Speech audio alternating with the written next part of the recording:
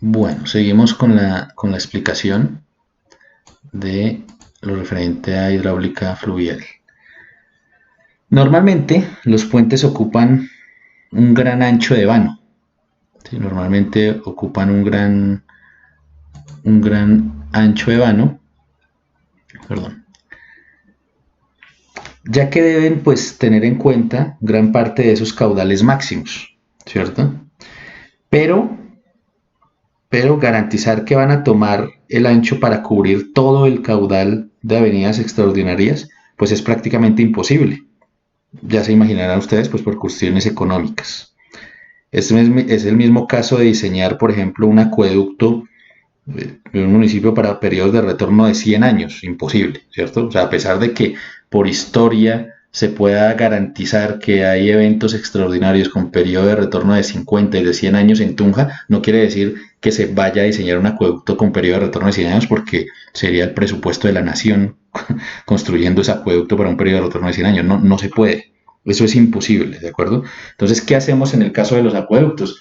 Pues en el caso de los acueductos lo que usamos son medidas, digamos, de soporte, por así decirlo, ¿cierto? Medidas de acompañamiento a ese acueducto con periodo de retorno de 25 años, por ejemplo, ¿sí? Entonces empezamos a mitigar efectos de acumulación de caudales aguas arriba de la cuenca para evitar acumulaciones rápidas, ¿cierto? Mucha zona verde, empezamos a tratar de utilizar drenaje dual, son temas que vamos a ver después en otras materias, ¿cierto? Pero digamos que diseñar como tal el sistema de acueducto para 100 años, imposible. Entonces acá es lo mismo, acá no se puede hacer un puente para cubrir todo el vano de lo que va a cubrir todos los caudales máximos extraordinarios, ¿cierto? Es igual. Entonces, el puente se considera formado desde el punto de vista constructivo pues por dos unidades, ¿sí? La estructura del tablero, la estructura como tal que cubre tablero y apoyos, y las obras de tierra de aproximación, los famosos terraplenes, ¿cierto?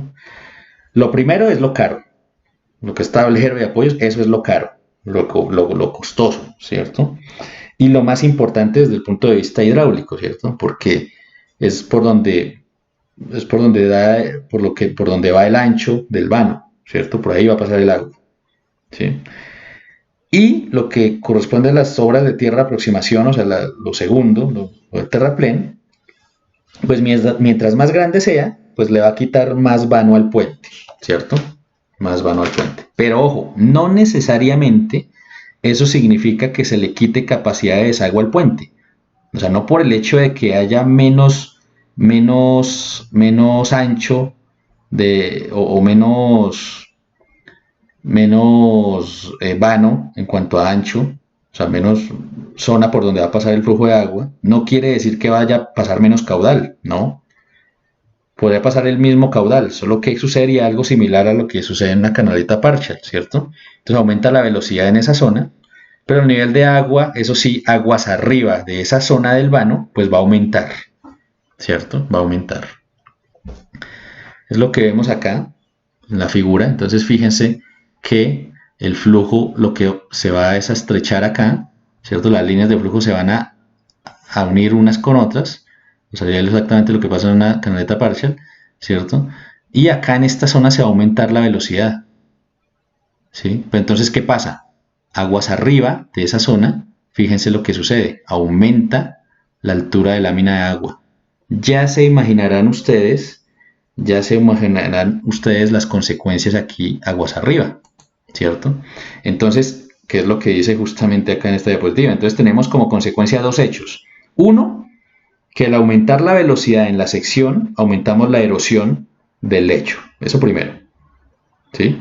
O sea, ya de entrada en el vano, en el fondo del lecho, se va a generar mucha erosión. Y lo que decíamos, la elevación de lámina de aguas arriba, pues también.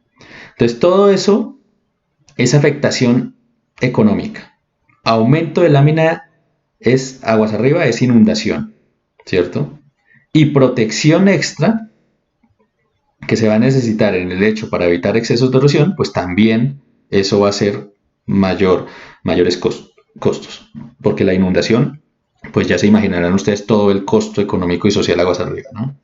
Entonces, digamos que en función a eso tenemos esta diapositiva que sería como el resumen de esos dos hechos anteriores, ¿sí?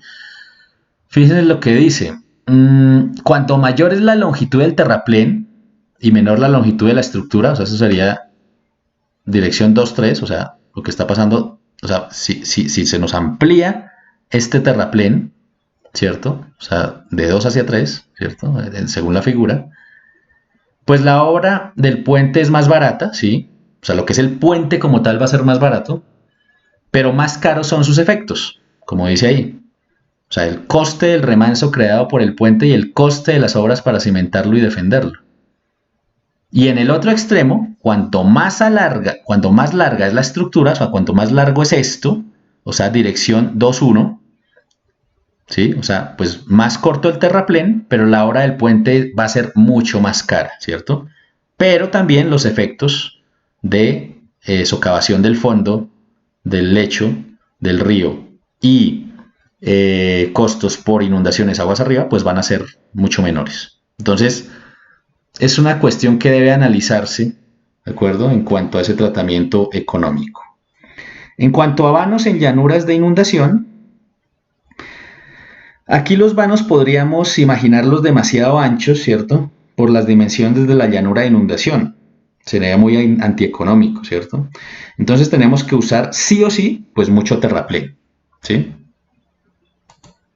Entonces tenemos dos casos. Un cauce muy ancho, con casos esporádicos de desbordamiento mínimo. Aquí el vano lo concentramos para, para el ancho del cauce principal, ¿cierto? Y el resto lo manejamos con obras de drenaje. ¿Sí? Eso sería el primero de los dos casos. ¿Sí? Y el segundo caso, donde la llanura de inundación transportaría gran parte del caudal de avenida. ¿Sí? O sea, aparte de ese cauce principal, tendríamos una llanura de inundación donde también tendríamos transporte de caudal. Entonces aquí debemos hacer es como un segundo vano en esa zona de llanura de inundación para evitar pues que ese cauce principal genere una sobreelevación aguas arriba y pues lo que habíamos hablado ya previamente de la erosión excesiva del lecho de ese cauce principal, ¿vale? Entonces básicamente eso en cuanto a la teoría de hidráulica de puentes.